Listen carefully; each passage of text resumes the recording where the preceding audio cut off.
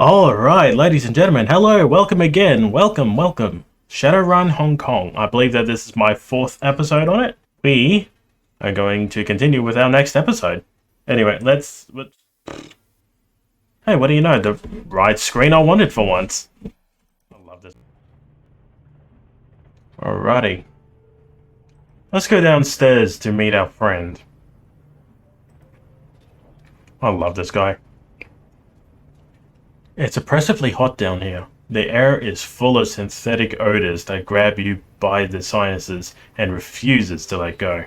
You can smell engine grease and melting plastic, ionized air, and lead solder. A quick scan of the room tells you why. The downstairs tenant has converted the space into a machine shop. Metal fabrication tools and Duraplast extruders line the walls, and a pair of heavy industrial manipulators hang from the ceiling. A man in a black trench coat with his back to you, staring at the monitor mounted above a sturdy workbench. He addresses you without turning. Downstairs tenant. Oh, I was wondering when I'd meet the new neighbor. His voice is pleasant, cultured. There's a hint of Russian accent there, but it's buried under layers of nuance. Please stay where you are. I'll be with you in just a moment. And unless you fancy an unplanned trip to Chrome Alley, don't touch anything. There are all manner of tools in here that could take your head clean off. Take your time. I won't touch anything. I will try to do his accent. It's good practice if you ask me. Oh, you're very kind. Thank you. Examine the robotic arms mounted on the ceiling. You focus on the enormous manipulator arms that you saw earlier. They're bulky, industrial things, dented from years of heavy use. Each arm has been fitted with at least a dozen different welders, soldering guns, extruders, and metal fabrication tools. You've seen machinery like this in fabricators before, but they look terribly out of place in the boat hole's cramped engine room. Very good, yes. That's coming along nicely. Very nicely indeed. He turns towards you, smiling, and for the first time, you can see his face. He has broadly handsome Slavic features and a chiseled jaw. His eyes are like flecks of ice. So sorry I have kept you waiting, Ms. Nightbot. It's no problem, don't worry about it. You're too kind. Now tell me, what can I do for... His voice trails off in a fashion of motion catches his eyes. With an alarming speed, a sinister-looking drone scuttles out from under the work table. Its movements are surprisingly agile and fluid. The machine rears its back menacingly, spreading its forelegs in a clear sign of aggression. The man's smile tilts, and his tone goes apologetic. Please, don't mind the drone. He can be territorial. But so long as you remain civil, he will not bite. He extends a hand. Simultaneously, the drone relaxes into a neutral position, lowering its killing legs. Tractor. My mechanical counterpart here is called Korshi. Shake his hand. A pleasure. His hand is rough and abnormally warm to the touch. He shakes your hands with a solid grip. I'm very pleased to meet you, my friend. In a community such as Hui, it's important to be on good terms with one's neighbors. Agreed. Speaking of which, I'd like to ask some questions if you have the time. He glances at a bracer on his forearm.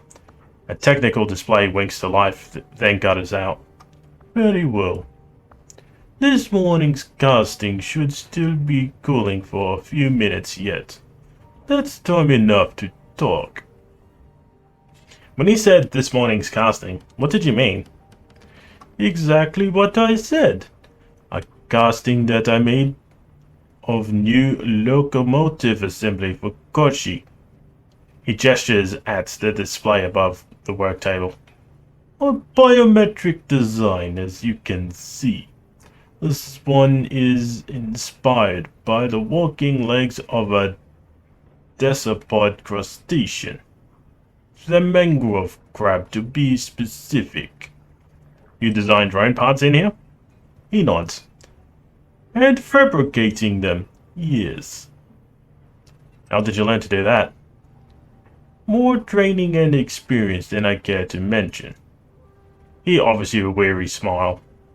Drone architecture was once my profession. You see, now it's more of a calling. Pursued now that I've freed myself from the shackles of corporate servitude. Koshi is an interesting name for a drone.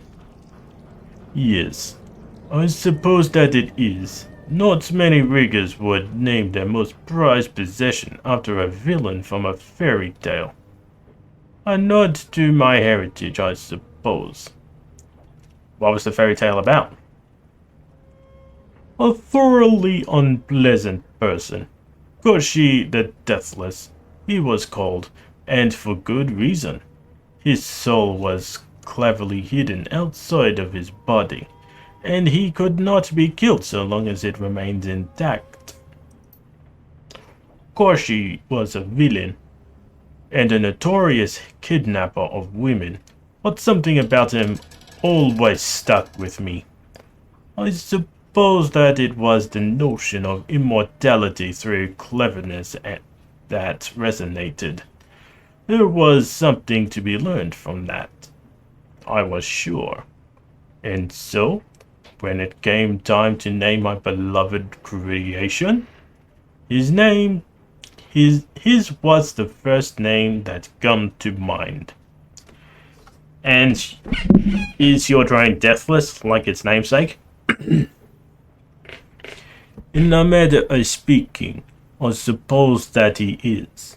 I have redundant copies of every piece of his architecture, and his core programming is stored on disk in a secret location. Should he ever suffer critical damage, I can easily bring him back. I had a plan once to automate the self-repair process.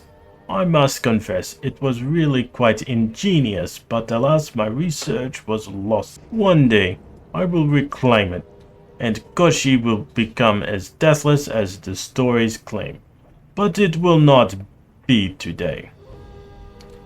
You've got some interesting machinery in here. Not the kind that you typically see outside of corporate settings. He smiles. The same could be said of many of way, I'm sure. This is a smuggler's den, is it not? Our entire economy is based on people having things that they shouldn't. Is there a particular device that interests you? Out of curiosity. The robotic arms that you've got over there, they look like something taken from an automotive assembly plant. His smile flashes brilliantly in the light. Good guess. That's precisely what they are. They fell off a boat, you might say. They weren't cheap, but I acquired them and had them mounted to the walls of my shop. I simply had to have them. The return on investment has been dramatic. Yes, they're cruder by far than the Waldo devices that I used in my professional life, but they still do the job and they are mine. He gazes lovingly at the industrial arm, still smiling. They have increased my fabrication capabilities nearly tenfold. And with that, to me, is worth any price. Are you Russian? I thought I caught a hint of an accent there. He nods. You have good ears, I'm impressed. Yes, I grew up in Nizhny Novgorod. Went to school there. Started my career there, in the industrial sector. A fairly common story, I'm sure.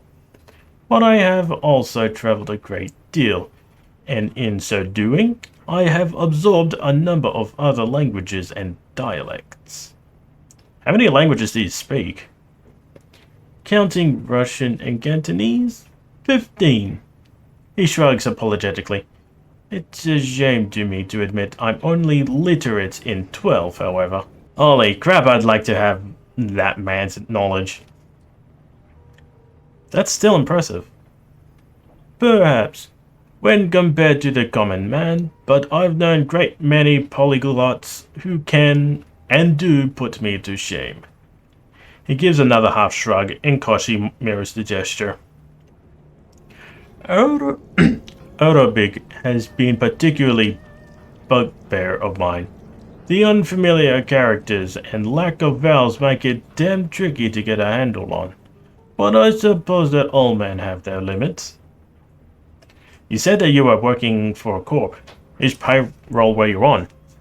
He sighs. That is something of a sore subject. My departure was involuntary, you see. I did not part ways with my employer under the best of terms.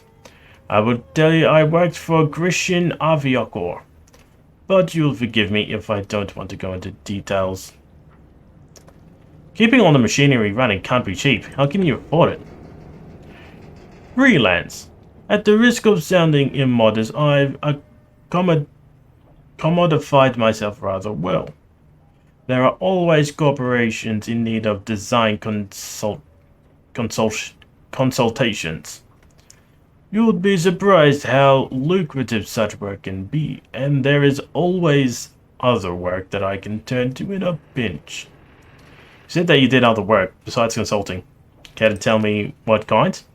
He pauses. For a second, something flashes in his eye. Koshi lowers its body into a crouch. A rather personal question, wouldn't you say? Maybe, but we're having a personal conversation. Indeed we are. But even in personal conversation, certain topics can be held off limits. Truth be told, I don't feel especially comfortable discussing my side work with relative strangers. Suffice it to say, my freelance activities often fall on illicit end of the spectrum. Tell you what, I'm just going to guess you're a Shadowrunner, aren't you? He gives you a shallow nod. I dislike the term, but yes, I run the shadows. What gave me away? Your drone. People on the up and up don't build murder bots for fun. He shakes his head slightly, a sad look on his face.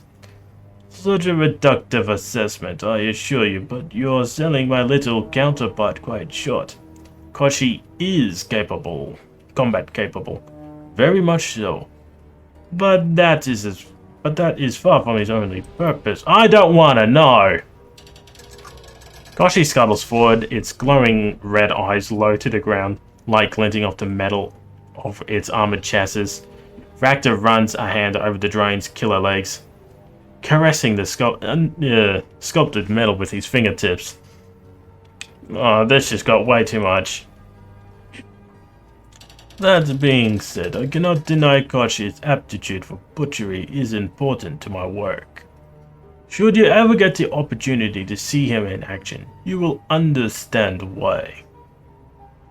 Seems like everybody on this boat runs the shadows. Why not pool our resources to work together? He purses his lips, considering. A compelling offer. I'm doing quite well on my own, but I must admit that there are certain jobs of which I am unsuited. Magic eludes me, and I'm not a dagger. My strength comes from material objects in the real world, solid things with mass and heft, things that I can build and operate. Thirdly, a great many clients are only interested in teams that display a mastery over the intangible. This group of yours, do you have people who can cover those bases? If so, then perhaps we can help each other out. Yes, we have a shaman and a dagger, both competent in their jobs. In that case, I'll accept your offer on the provisional basis. We'll do a few runs together and see how we get on. If our association bears fruit, it will continue. If not, I will bid you my farewell and go back to working alone. How does that sound? Welcome aboard. Very good. Excellent. When you receive a job, you know where to find me. My skills and resources are at your disposal.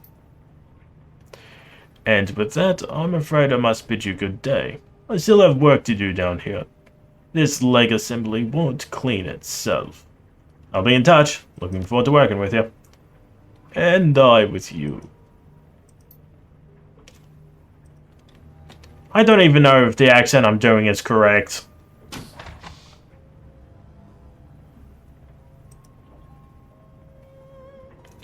The storage room that functions as Gaiju's cabin is a cramped, overheated mess. Piles of old ship parts share space with tarnished cookware, flats of instant noodles, a collection of cast-off clothes, and reams of diagnostic manuals for obsolete computer hardware. To top it off, there is barely any light whatsoever. All of the bulbs in this room are missing. Gaiju is busily moving boxes around, apparently in the effort to carve out some personal space amid the junk that he shares his cabin with. As you enter, he cocks his head and turns around. Welcome to my sanctuary, Lady Nightbot. I apologize for the lack of lights, but as I don't need it, Gobbet took the bulbs for use elsewhere. Gaiju puts down the box and that he's in the process of moving and politely bows his head towards you. How can I be of assistance? I just want to see how you were settling in. Gaiju rolls his shoulders in a diffident shrug.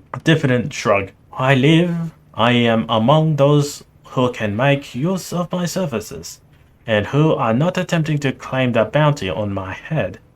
Is that not enough for you, for now? Any thoughts about the last run? Gaiju shrugs, blinks a few times in surprise. What did you expect me to say? You have allowed me to live, invited me into your home, or boat, if you prefer, and have given me means to earn an income and use my particular set of talents. I am pleased with this. While I understand your desire to keep the elders alive to preserve what's good will exist between you and the Wapoans, I worry that such softness sends the wrong message to those in the underworld. There is time for truth, but there is also time for sending a message. Is there anything else I can do for you? Have you had any weird dreams lately? Gertrude clicks his tongue and sharply dips his head. Yes, I have indeed. I had thought that I was alone in this. Nope, you're definitely not alone. I saw visions of shadowy shapes.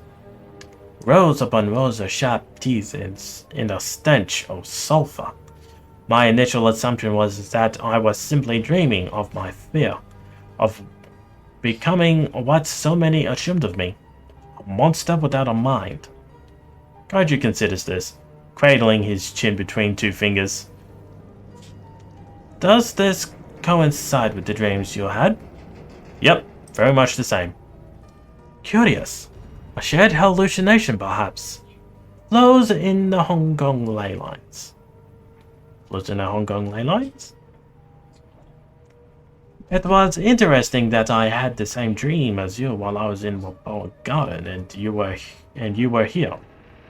Were that not the case, I would call this boat haunted. Do you think it means anything?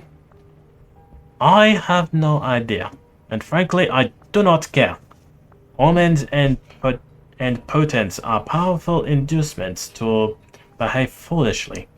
I would suggest leaving that interpretation of dreams to soothsayers and priests. I need to talk about your condition being a ghoul. Gaiju inclines his head.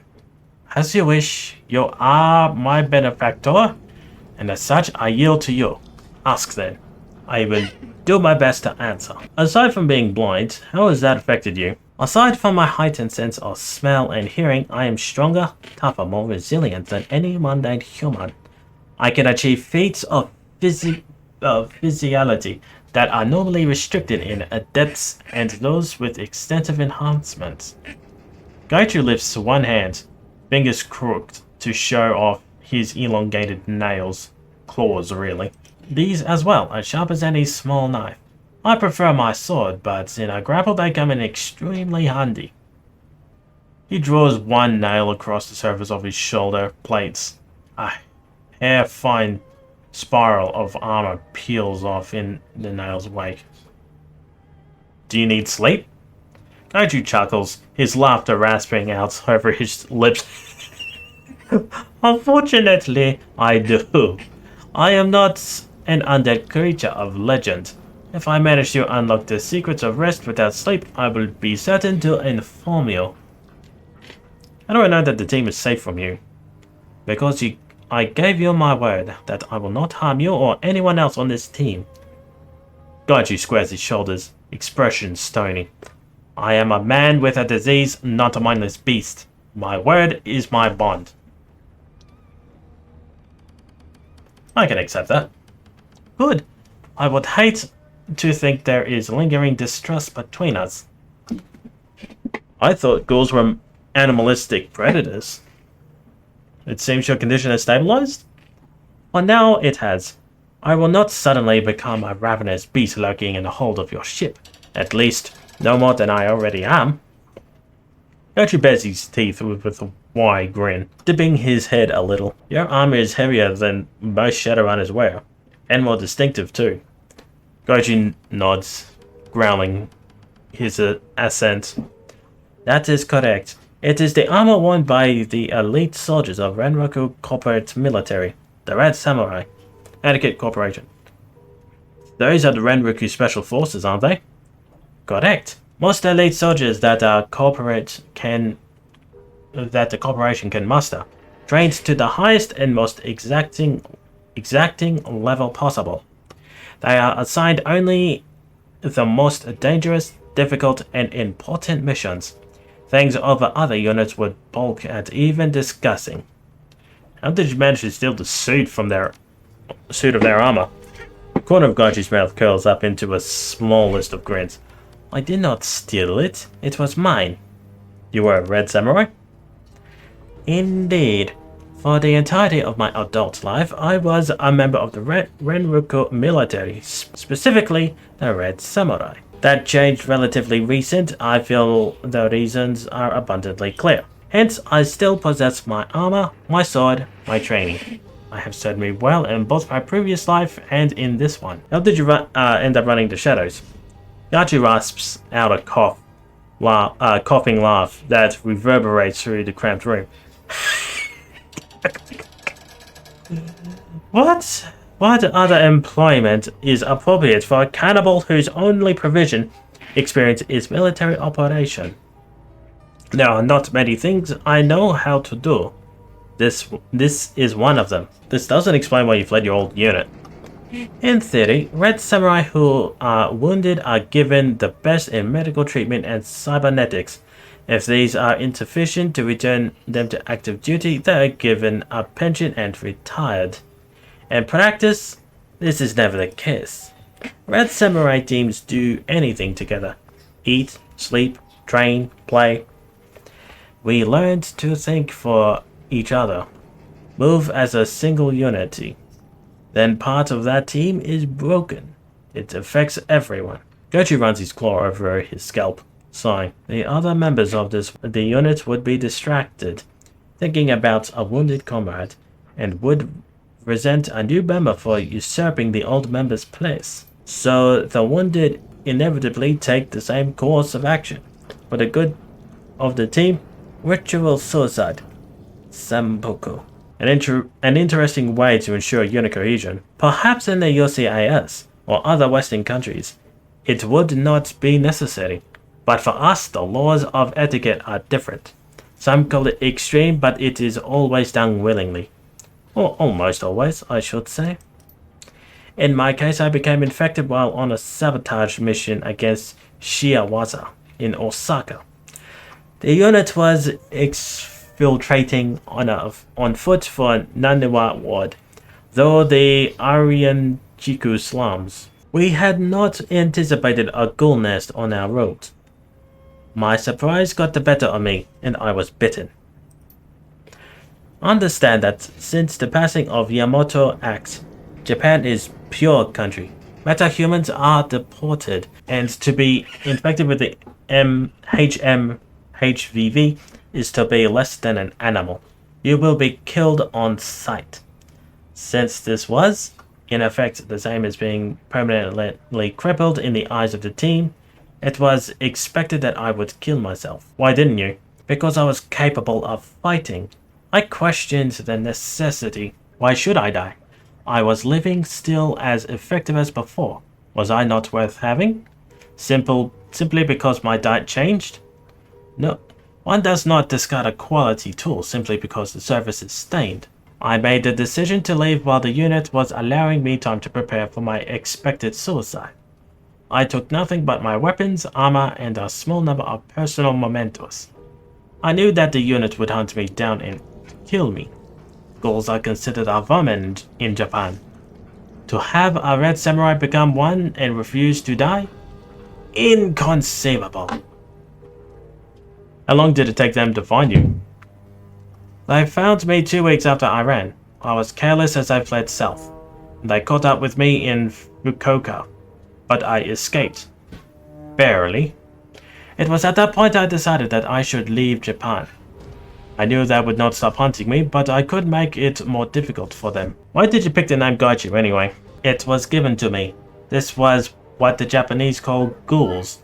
For the most part, I am vermin, a thing shunned by polite society, to be hunted and slain for bounty.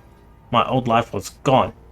It seemed as apt a name for the streets as any other I could have chosen. Usually Shadowrunners pick something more impressive. Gaichu leans back against the box behind him.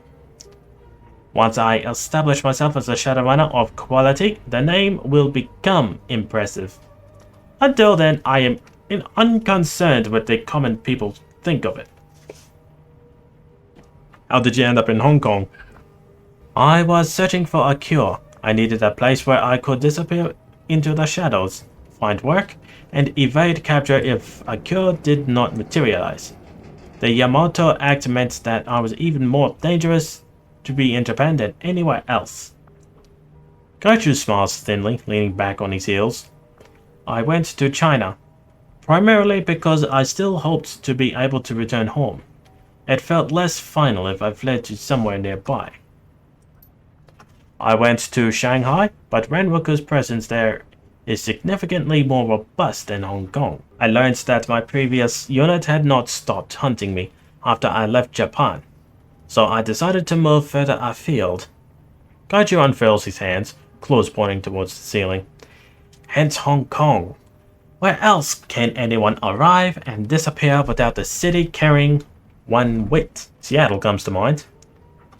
If Renroku were not building that towering archaeology to dominate the skyline, I would agree with you. Since it clearly has what kind of influence in the city, it seemed unwise to make my residence there. Gaichu runs his nails over his chin. Besides, I have always liked Hong Kong. It has more character than the UCIS. Since arriving here, I've drifted between neighborhoods, selling my services to those who are unafraid of my appearance and condition. Gaichu frowns deeply. It has not been as profitable as I had hoped. Did you grow up in the corporation? Yes, in Kaihanshin, the Kyoto Osaka Kobe sprawl. It is less populated than Neo-Tokyo, but not by much. I grew up on the East Kobe, where my father was posted in the Renroku company. Gaichu reaches around in a nearby box, running his fingertips over several chips before deciding on one. He slots it into his PDA and a trid photo flickers to life in the space between you. A young man, obviously Gaichu, leans against the railing which overlooks a sprawling harbour complex of the skyscrapers and cranes. His school uniform is ripped, and the beginnings of his black eye are forming. Abrasions covering his knuckles, the blood dots his pants. Despite this, he's grinning like he's just won the lottery. Vibrant. Fierce. That's not what I expected to see. What picture is it? Obviously I'm not able to see the image. is standing by the railings overlooking a city. Ah, that must be on Mount Maya. If I remember right, I gave better than I got in that fight. 3 against 1, but they were out of shape and cocky.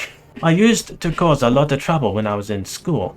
My father was constantly raging that I had no sense of responsibility and that I needed to take life more seriously. A cackle erupts from Gaiji, suddenly mirth spreading across his face. Ha ha ha ha! The final straw was when he bailed me out of jail. I've been in jail a few times. What did you do? My friends and I stole a delivery van. It had a shipment of Shiawase Simpsons decks. Brand new. Very expensive. We were going to fence them and use the money to make a trip to Okinawa. Gaiji pauses, cocking his head. Are you familiar with what it's like to grow up in the corporate family? I know a thing or two about it, yeah. And you understand how it is. Children are encouraged to participate in acts of vandalism against rival corporations. Unfortunately, we were caught by Shiawase security, not Ranroku. You think your father approved, even secretly? I doubt it very much. For him, the activity was not the issue, but it was caught and embarrassed both the company and him.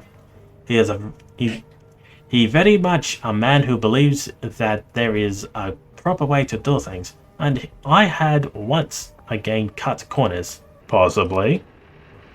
Gaiji clicked his tongue a few more times. He seems reluctant to continue. That story was for another time, unfortunately. I still have a lot of arranging to do, and I doubt anyone else would be willing to be alone with me in that darkened room. Come back later, we can discuss this further. Okay, if that's what you want. Gaiji bows politely. It is. Thank you again for your hospitality. Alright, so if you didn't see it before, we've got a Russian guy over here. He builds robotics, and he is what is known as a rigger in this game. So instead of like summoning creatures, he brings along his robotics. Hello. Because I want to see new messages. Artifact liberation.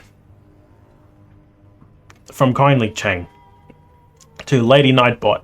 Subject forward. Artifact liberation. Welcome to the Shadows, Lady Nightbot. I've received a request from an archaeologist named Mr. Drake. He's interested in liberating certain artifacts from beneath a manor house located in Tai Pao. I've attached a copy of the video message that he sent me. The screen flicks a few times and the email is replaced with the face of a stern-looking orc. Hello, Madam Cheng. I've heard that you're a woman who knows how to get things done, especially with regards to things that aren't legal in the strictest senses. That's exactly the kind of help I'm looking for. Recently, a rich investor by the name of Liu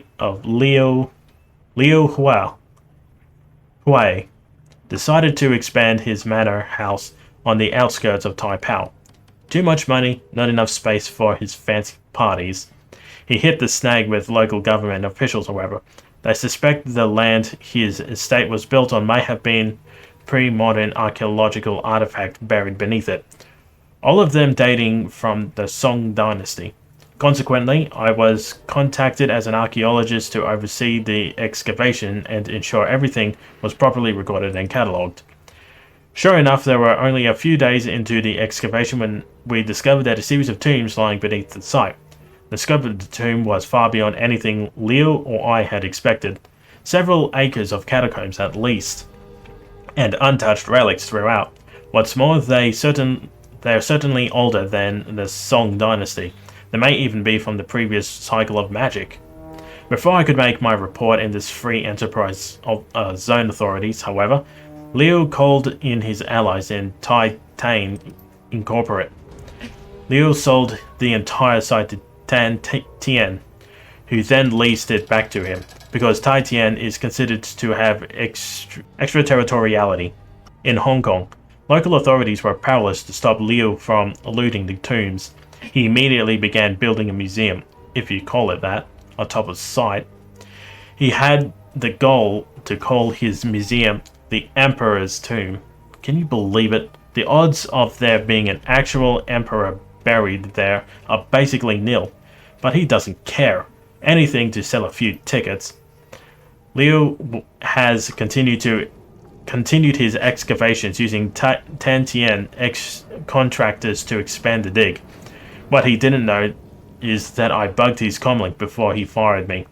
Based on what I've heard, something strange is going on in the lower levels. Workers have been disappearing, only to be found dead several days later. Whatever is down there is dangerous to be left in Liu's hands. Liu must have found my data line tab, though I stopped receiving any information 3 days ago. The last thing I heard him talking about were a pair of ancient texts that workers had discovered. Then he issued an order that further excavation should be halted until he can be secure of the subterranean areas. I'm betting those texts are the cause of whatever's killing the workers. I have quite a bit of experience in these kinds of dangerous excavations, but the operation in this scale is beyond me. I need a team that's tough enough to get in and survive, aren't afraid of making a mess, and who can get out with books and whatever else they can carry. Beyond the 2 texts, I'm willing to pay well for whatever other artifacts your team can liberate. The more valuable, the better. Don't worry, they'll be going to actual museums, not some rich playboy's mansion. I've got a second program in place that'll suppress Louis' security system. The team will have to be careful though. There are only so many alarms I can suppress. Go beyond that number and I'll scrub the mission. I've included a catalogue of most likely items to help the team appraise the most valuable ones. They don't need to be subtle. In fact, I'd prefer you make it look like a common robbery. Tell them to smash and grab what they can. Let me know when you find a suitable group of Shadowrunners. Let's go loot a playboy's mansion of goods and services. Let's head to the outskirts. Continue? Yes. Combat is top-down, turn-based. It's more my style.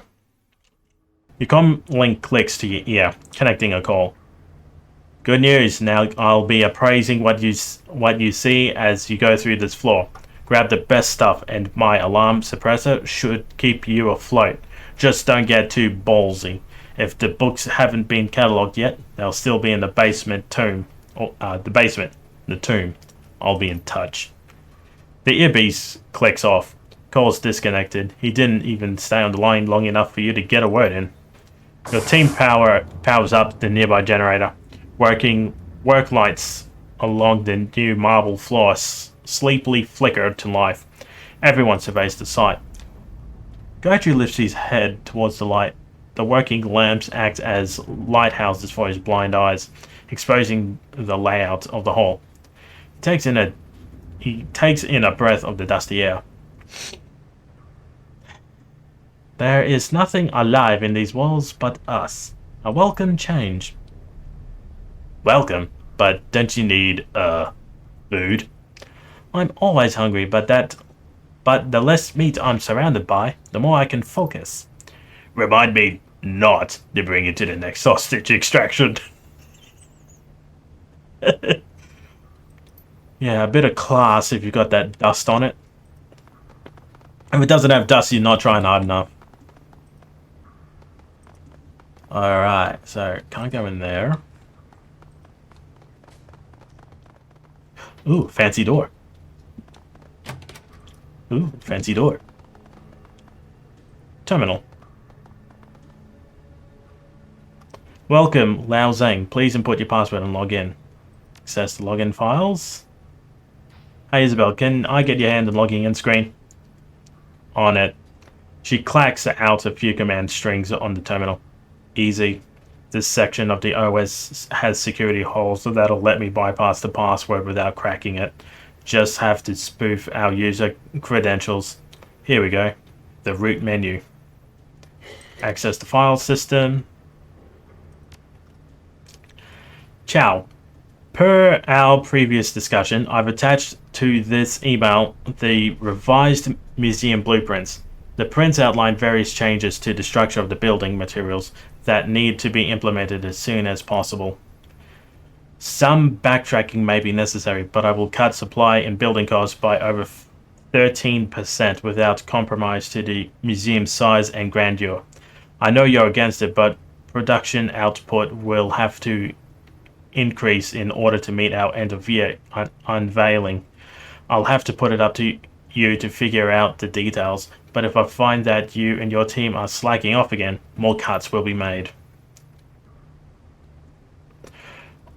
As to the loss of your worker, Mr. Fei, I offer you my condolences. However, we both know construction is dangerous work, and accidents are a commonplace. You can look at this as an opportunity to hire someone more competent, and who won't get himself killed. What a fantastic boss! On-site accident. Zhang, the procedure of informal request yesterday morning. Given the persuasive pittance, the Fei family agreed to forego public retribution regarding the loss of Mr. Xuan Fei. Mr. Fei is the fourth laborer lost to hazardous working conditions. Public images is very important to the corporation and is unlikely another transgression will go unnoticed. As your lawyer, I must advise you to double down on your construction safety protocols or to seek an alternative to monetary bribes. Money will buy silence short terms, but we ultimately want a more permanent solution. Retract investment. Dear Mr. Ping, I can assure you that the recent rumors regarding construction infrastructure, worker fatalities, and malpractice are all untrue.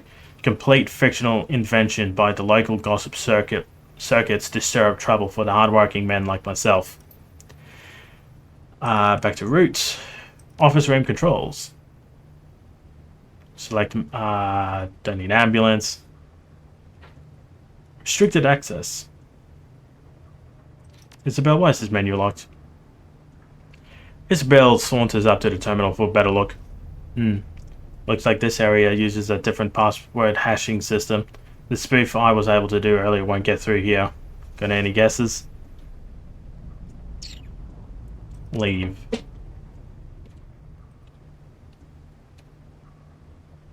The bookshelf is made from your standard stained wood.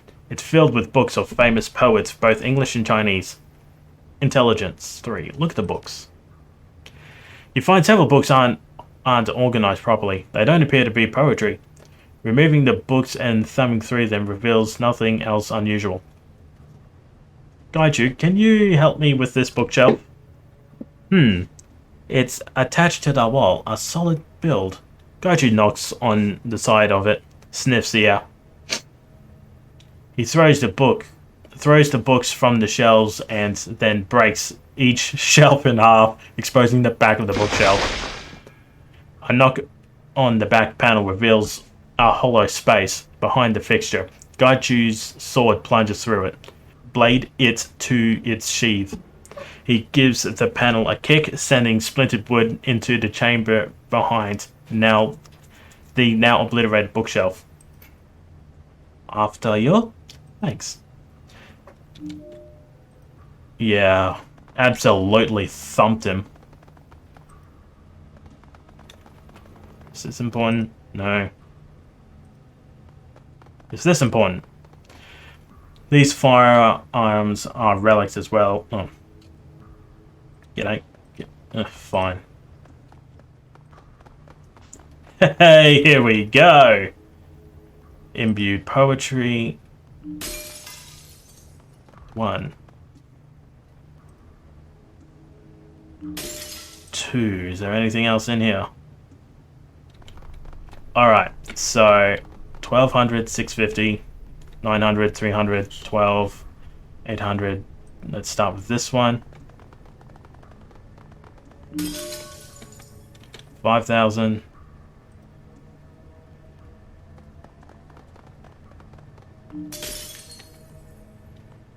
Let's go over to this side.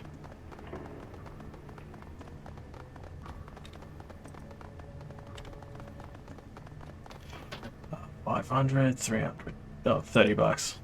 Dragon Scale, let's pick up something like that. Mummified head. There it is.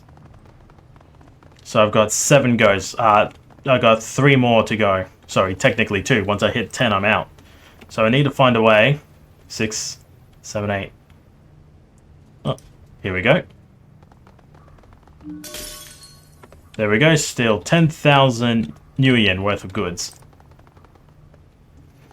There's that part done. Now to go down.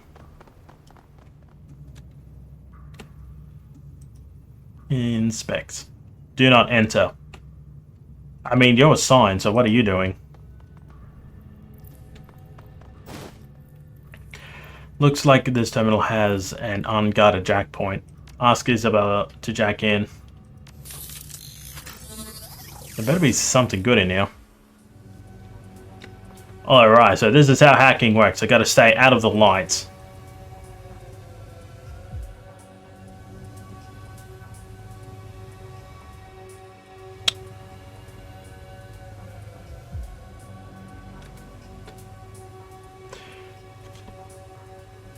Yeah, if I get caught, I start getting into combat. And then this part down here where it says system trace, once that hits 85, I am absolutely kerfuffled. I can't see.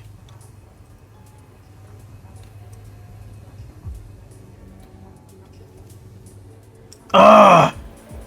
Shit. Shit.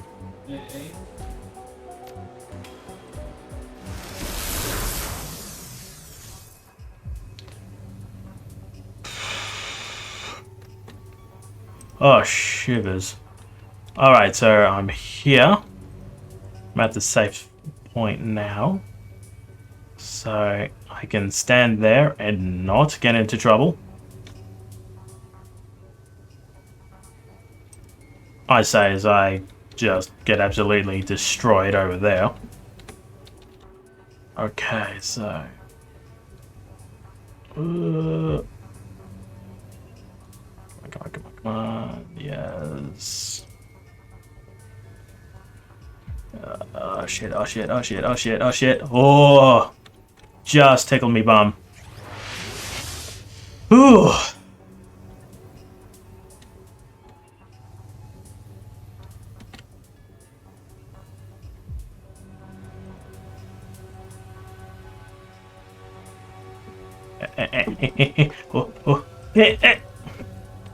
Ah! Shit! I clicked out! Ah!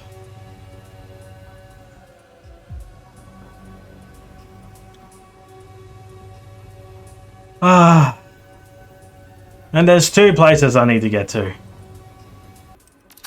Let's start.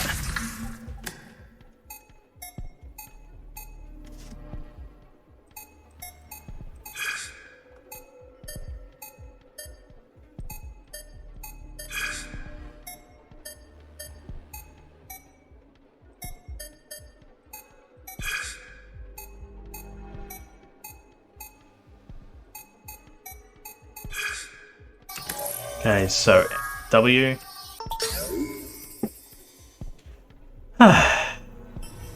There's that. Stay to store shipping terminal. Ooh, pay mission. I can get a lot of money when I sell this stuff.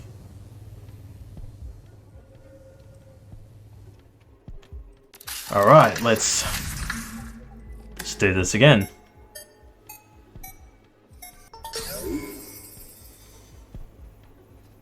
Yeah, it's got some nice music.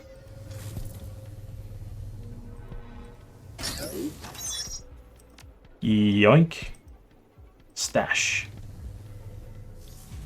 I think that was all that was there. Not my preferred thing. Well, I'm gonna have to get into combat regardless. Damn it, that failed.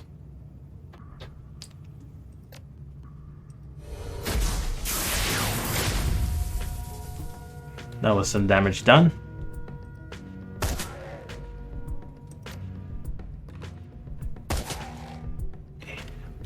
Kaiju! Oh.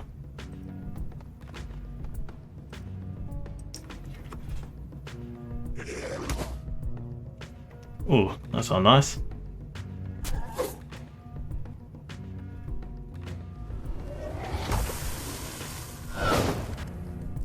Combat! More like dust when fighting these guys, but anyway. Mana Bolt. 16 damage, not bad. It's a free ability, what can I say? Well, it's a cheap way.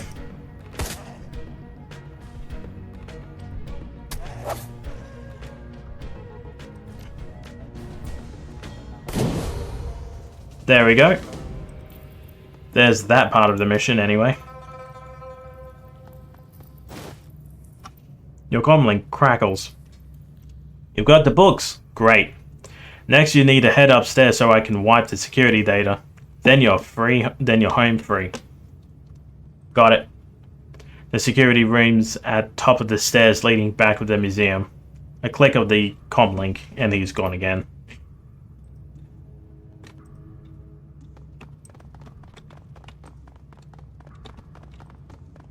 Can I go through here? Yes, I can.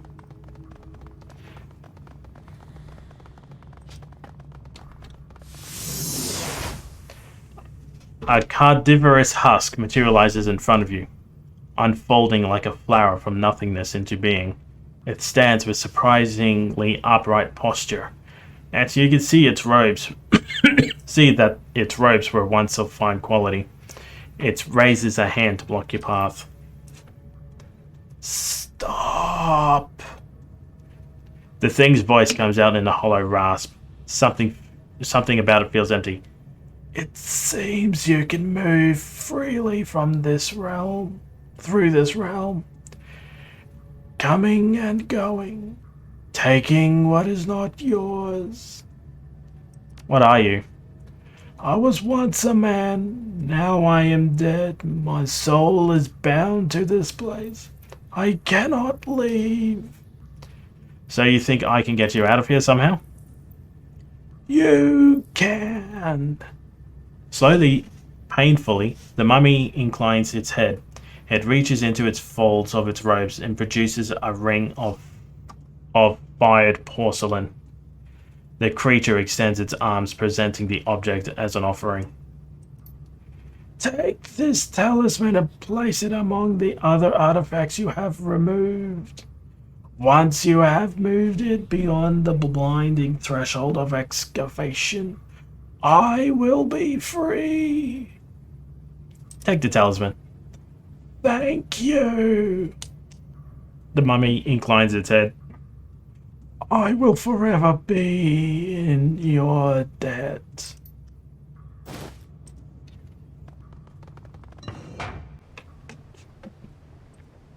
The terminal is powered off. This is the one. Flip the switch on the bottom right, then plug in my data chip. The script will doctor the security logs so we can sneak you out. Then on the terminal, plug it in. It's executing now. There is a pause. You can hear him clicking his tongue like a metronome.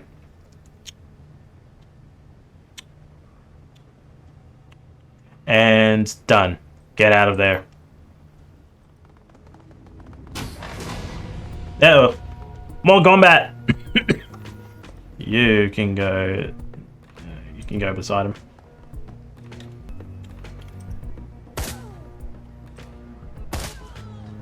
There's one.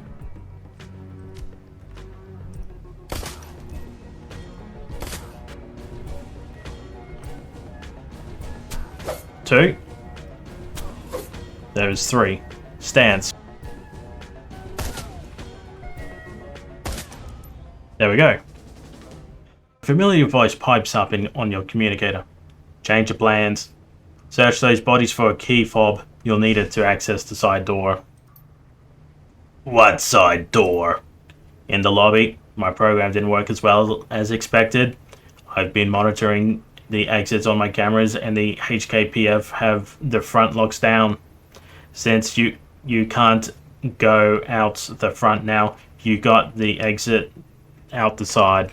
That key will get you through the east lock side door, which will take you out east service exit.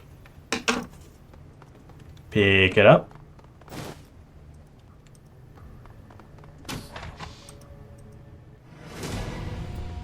Damn it, I thought I'd be able to do something without triggering combat just yet. A sniper rifle, a shotgun, and a pistol. All somehow missed me.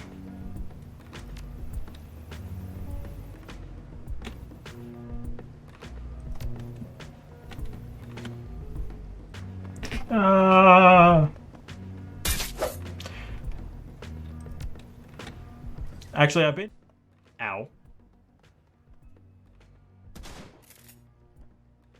He'll be fine.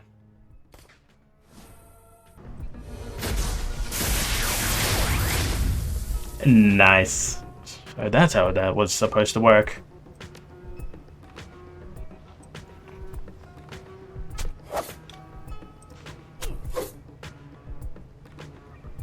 I'll give him a med kit. And then you can kill him.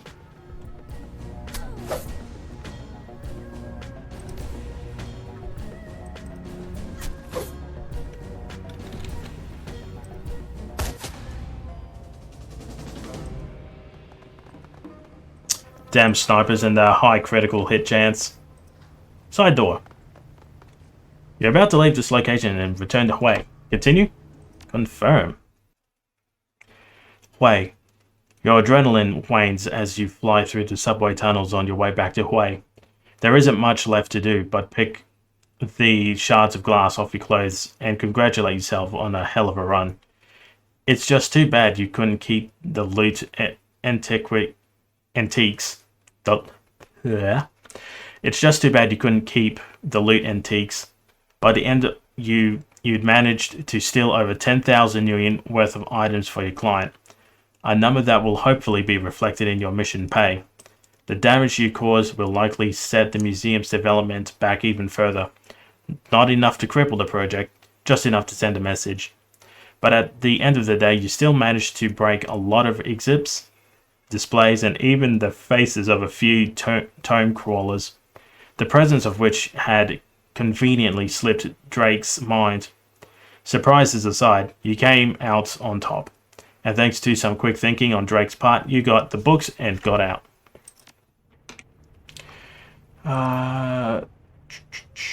Open jobs directory, claim payment for museum run. Oh, geomantic sabotage. I love this mission.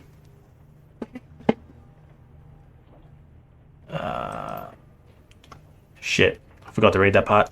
Oh well. Wujing Incorporate are the preeminent practitioners of large-scale key manipulation here in the Free Enterprise Zone. They've got to great lengths to channel key from all over Hong Kong into their headquarters and a numerous monstrosity that they call the Wujing Sky Tower. There it is focused and transformed into good fortune through the building's geometric attuned architecture and interior decoration. Our client believes that it is time for Wujing's good luck to run out. You are to infiltrate the Sky Tower and disrupt the flow of key throughout the building, but you are to do so in two distinct fashions. First, you must disrupt the feng shui of the offices by subtly altering the environment of that level. This will consist of minor adjustments of desks, spilled water, and other small activities that are unlikely to be noticed. Ordinarily, even subtle disturbances of this nature would be noticed. This is why the client wishes you to make a much louder demonstration on the rooftop garden. The garden is to be ransacked, utterly destroyed, set fire to things, uproot trees, that kind of thing. Our client has also specified that he would like you to destroy the large Buddhist statue in the garden, smash the thing to bits, and leave them scattered across the rooftop. This level of destruction will keep Wujing's geomancers busy long enough for the more subtle disruption below will take effect. In addition, it will send a kind of message to our clients would like Wujing to hear. I have utmost faith in your ability to cause destruction. The more disruption we can cause on both levels of the Sky Tower, the happier our client will be. Given your own skills with magic, you should have an easy time identifying the most effective ways of disrupting key of the building.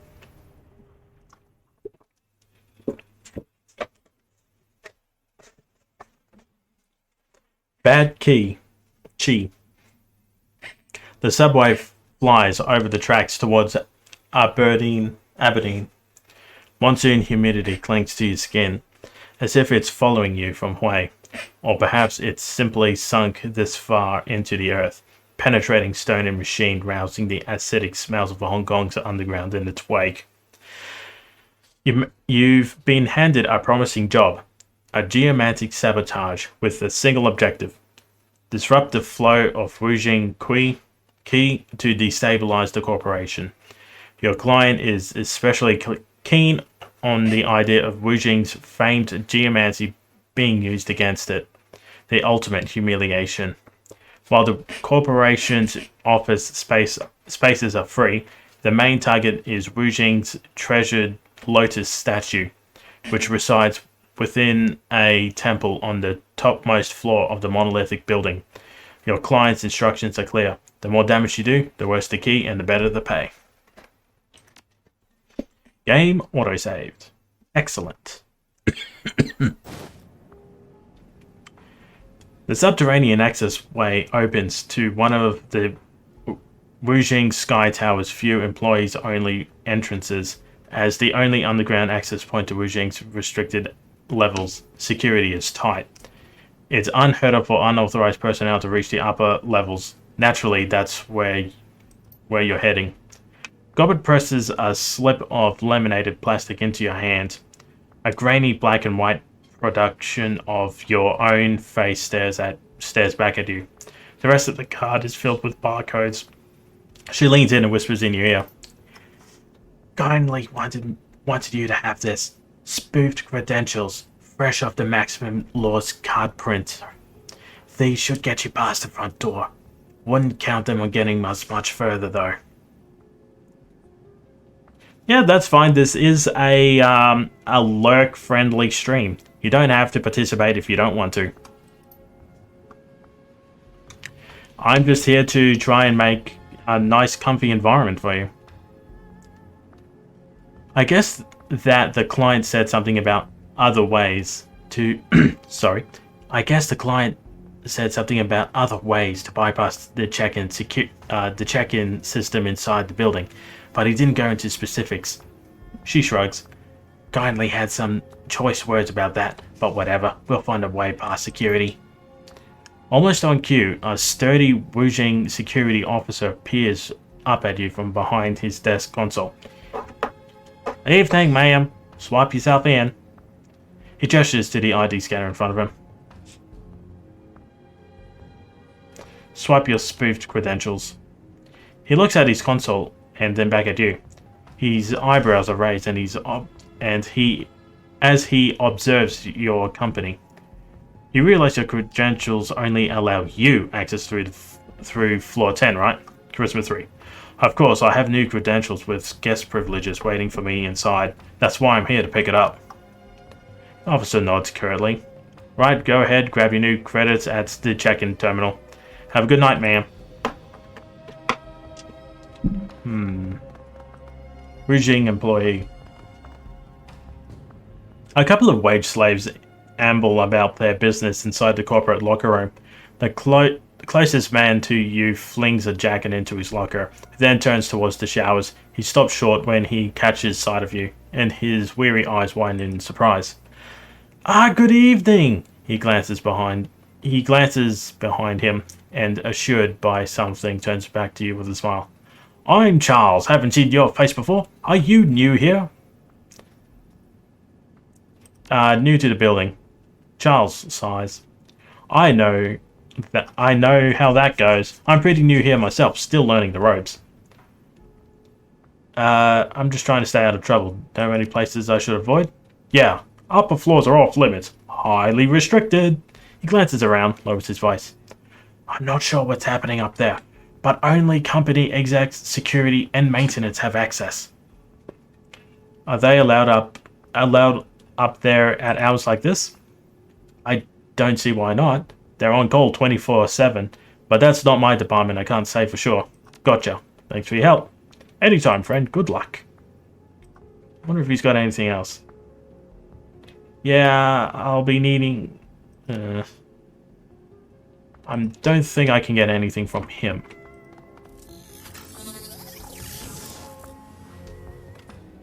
Okay, just like before, I've got to avoid all of this.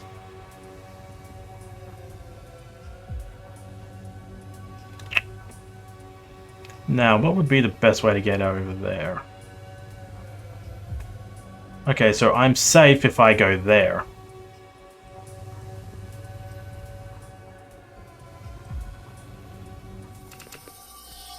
Okay, so this one. There we go. Whew.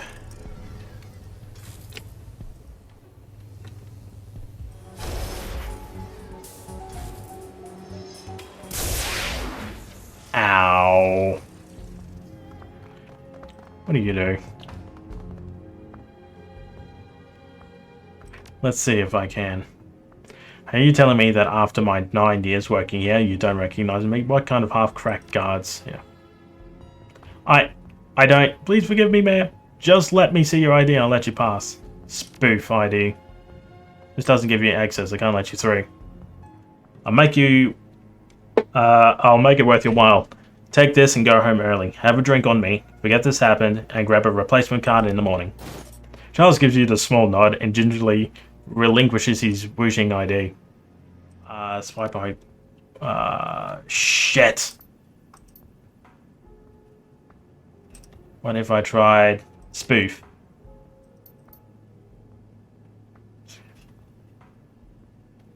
ID.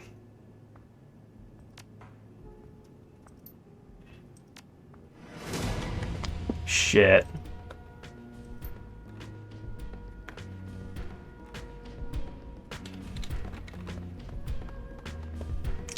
Well, it looks like we're going in guns blazing, everyone. Back to this guy. Yes, we've already established.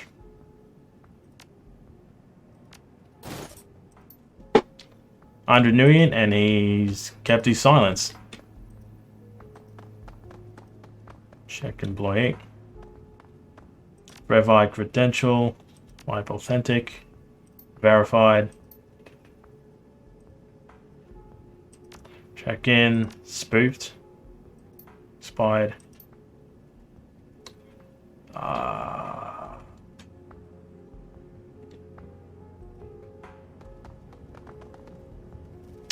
Okay, Isabel, I'm gonna have you go in again and try not to get absolutely destroyed by security. W2.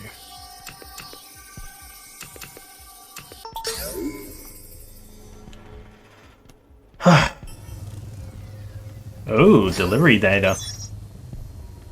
Alright, I can leave. Use security override to gain administrative access. Welcome, admin. Alter existing credentials. Permission granted. Please select an ID to alter. Spoof ID. Right. Swipe heighten employee. Multi-personnel pass accepted. Alright, terminal emits a chirp of recognition. Oh, there we go. That's the clean way to do it. Alright. Yes, we spoke about this before. But what I'm interested in... Let's open up all the doors first. Open this one.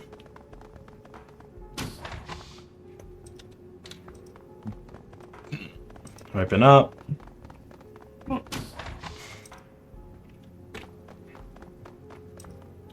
Let's mess with this one. Oh, what is this? Read. Notes stacked neatly found around number 8484. Search desk. Temple access card. Crack the windows.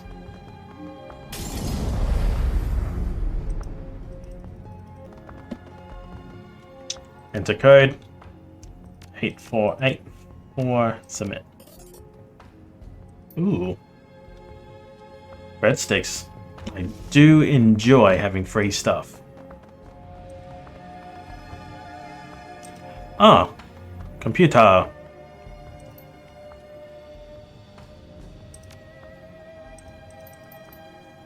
Weapons. Pistol 4, intelligence 5. Go back. Do I have anything I can... I've got no karma. That's alright. Log out. Surely not one other member on my team is able to look at this and go, oh, there's a problem here. I mean, I'll try it again.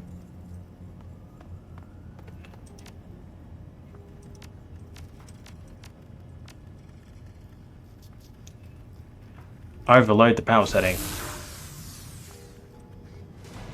Yep, here we go.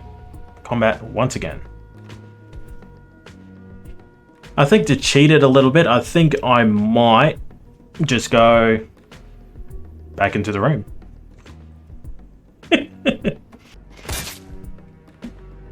There we go.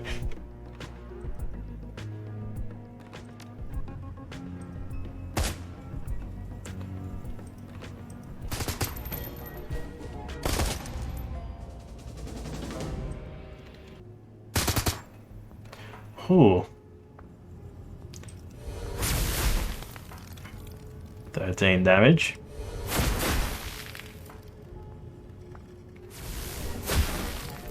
Eight damage.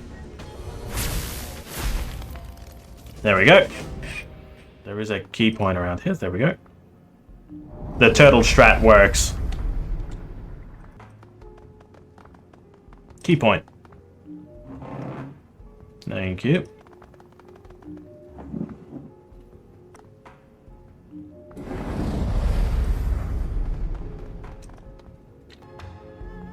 Righto.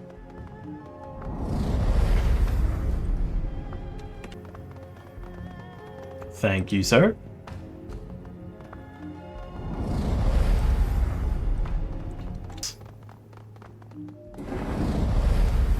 Nightbot. Looks like we've battered this place enough, Lady Nightbot. Just like our client wanted. All that's left is to trash the temple's statue, and then we can leave. But the more damage we do, the more we'll get paid. I vote we stay a little longer. I'm all for money, is, but this is some serious unsettling key. I can't predict what'll happen if we stay here and make things worse. I have the feeling we might find ourselves in a very dangerous situation.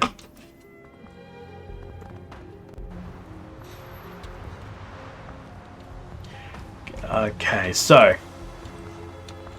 like I said before, ooh, looks like we've got some people that kind of don't like that we're doing this sort of stuff. 65. There we go. That did nothing. That did. Get you closer. There's one. At least it's doing damage. If I go there, can I get a cheeky shot in? I can, and I did. I think there are other things I can... ooh, there we go. Key point. Headshot. Oh, saw something over here. Cracked pipe. 85. Okay, then we can... there we go. Key disruption at 100%. And everything is done. Yeah, I didn't think we were out of it just yet. A well-dressed man steps forward. His peers staring smugly in your direction. His clothes are smart and clearly expensive, but lack the typical padding worn by guards and thugs. A quick look at his associates reveals the same style. Mages. On behalf of Wuxing Incorporated, we've been instructed to prevent any further vandalization of the company's property and assets. However, they never specified how, so I vote we do this the easy way. The mage motions to you with a flick of his wrist. Leave no survivors. Should be able to get off. Should. Hey, there we go.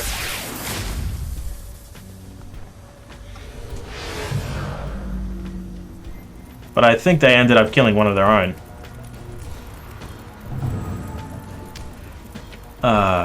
So if we go here. Neg 2. Neg 2. Damn, so many crits. Spirit. As it is its own thing and you're trying to force your own will on it.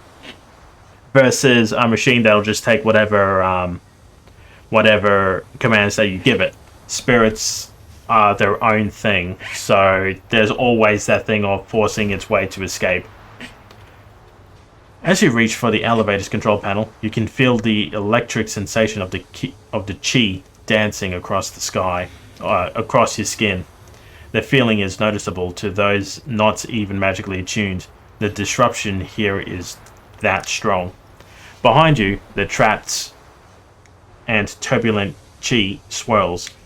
Inside the iconic Sky Tower atrium, you can actually see the air around the atrium warp and ebb as the key surges and breaks against the obstacles around it. Looking for a way to move the flow and finding none. The job is done. You have desecrated the Wujing Lotus, and in doing so blemished the prideful face of the Megacorp. Not bad for a night's work. He turns his back to the temple. I think we did the job up to the client's standards, huh? The elevator arrives at the temple. Time to duck out the back before security can respond further. Easy job. Wei. Wujing won't know what hit them. The embarrassment of their own geomantic science turned against them will sit unfavorably on the tongues of Wujing executives, and maybe even a few people terminated. They'll know it wasn't just a building you've battered. You sent a message. Everyone has a weakness that can be exploited. The change in Fung Shui should keep them spinning for months. The completed disruption of their key and destruction of their temple will cripple the energy and at this branch of the company. And with Wujing focus on restoring their temple, it will be a long time before they discover the full extent of your assault.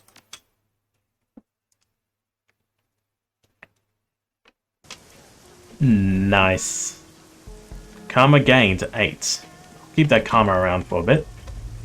Ooh, your comlink chirps. It's kindly Cheng. Hello, Auntie. Hello, my darling. There's a thrill in her voice that you haven't heard before. Come see me at once. I have something I want to show you. Your crew is already here. I'll be there right away. Very good, my sweet. Very good. I see you shortly. I'm just gonna go on the boat quickly. Yeah, some of them can get you some nice stuff too.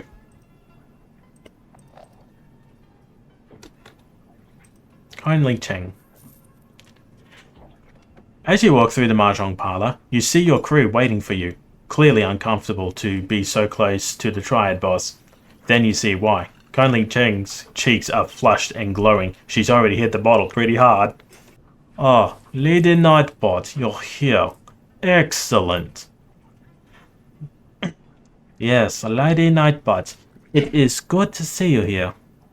They both have expressions that say, I'd rather be anywhere else. Nice to see you all. Shall we grab a table for some mahjong? Let's get to it, shall we? You said you had a lead. Don't keep us in suspense, Auntie. What did you find out about the plastic-faced man? Kindly Cheng takes out her PDA and gently presses it on the table in front of her. The wiretap we place on the police force has borne fruit. Her mouth breaks into a wolfish grin. Her eyes take on a feral gleam. She appears fueled by alcohol and vengeance, and a hungry beast on the hunt.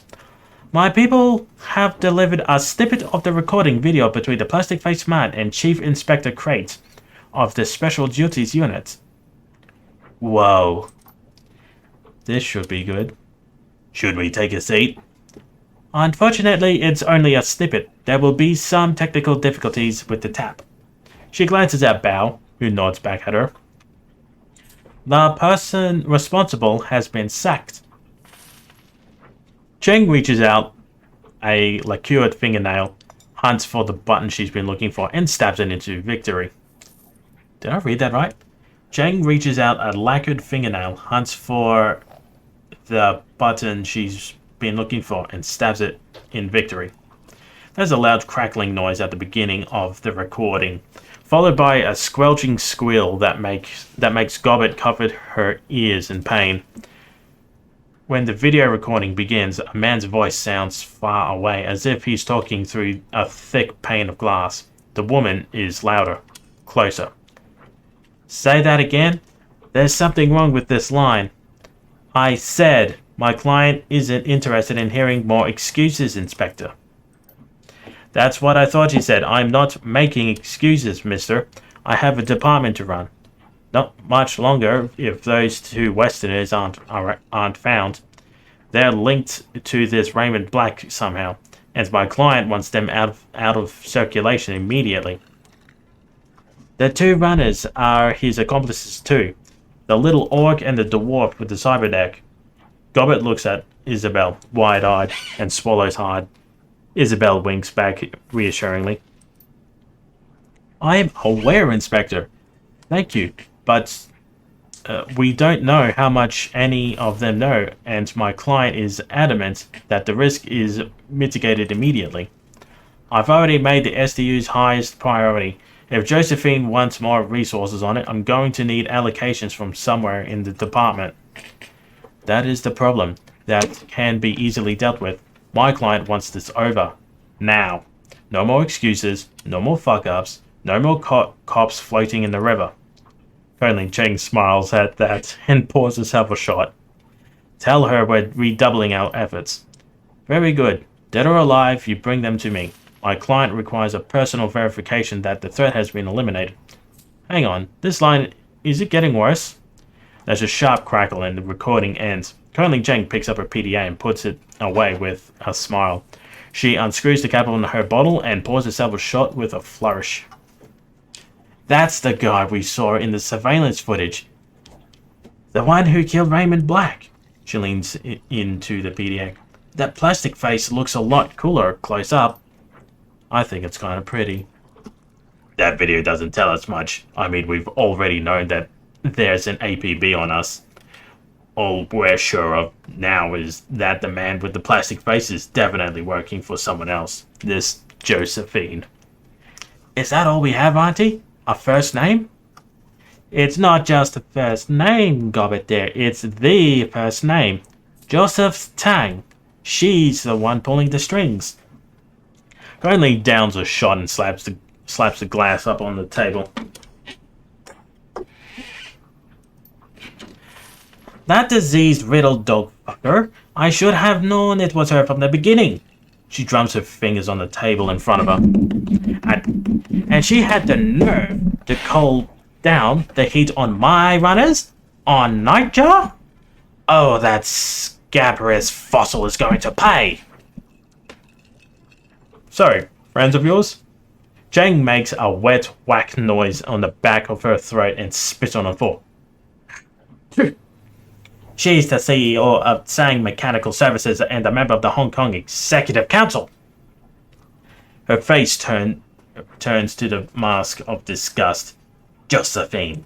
Dog fucking Sang. CEO, huh? What do you know about her? She was Hong Kong's philanthropist of the year in 2054 and 2055 Children's Hospital, Homeless Shelter, Food Distribution Center. Good causes, and the kind that got good PR because people are too lazy to myopic to look for the real people doing the hard work. The face-to-face with the poor work. Don't be so cynical, Isabel. Auntie Chang smiles at her sweetly. Coming face-to-face with an unsanitized video poor is disastrous, dear. You know that. Her face gets stony.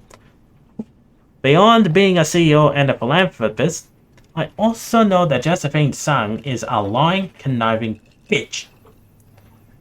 Philanthropist and bitch, those two things sound mutually exclusive. She snorts derisively. Wake up, Lady Nightbot. Power is power.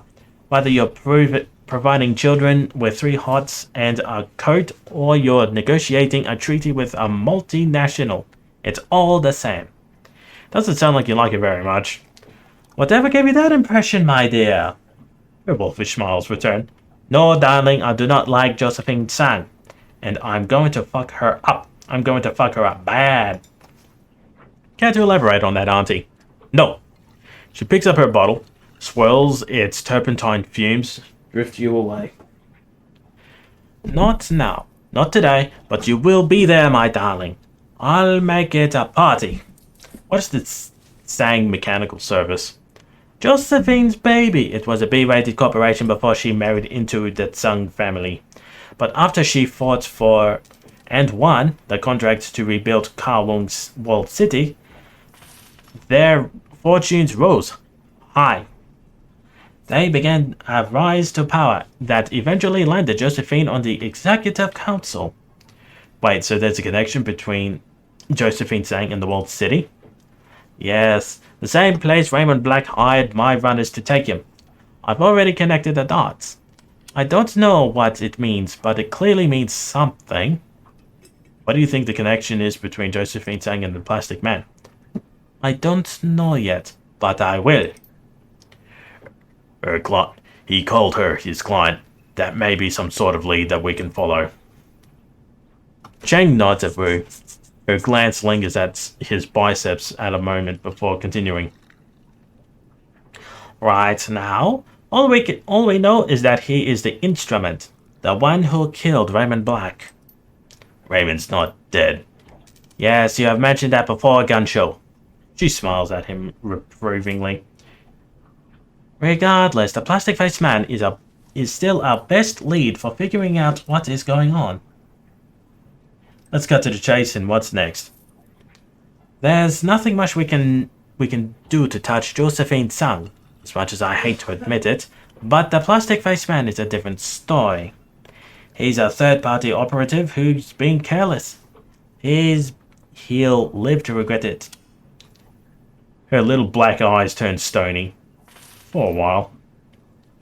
If Tsang thinks she can take out 2 of my runners and get away with it, I'm going to have to explain things to her. She pulls out a thin black cigar and runs it between her nose. We're going to find the plastic-faced man.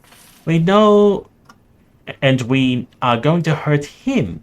We'll hurt him until we know everything he does. And then we will use that to strike back at Josephine Tsang. She lights her cigarette and takes a deep, deep pull. You will have your vengeance and I will have my own satisfaction. She turns away and picks up the bottle. Now get out. I have work to do. Jobs directory claim. 2,200. A little bird whispered in my ear that Wu Zhang's fortunes are already falling. The stock value's dropped by 2% already. The client finds this to be an acceptable indication of your success and has forwarded the payment. I've attached your cut to this email. Walk away. Alright, so I'm gonna save it here. Again.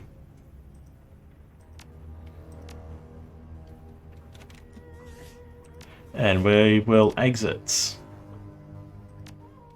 And this dream penguin wishes you the good Z's, and I love you all. Until next time, love you guys. See yas.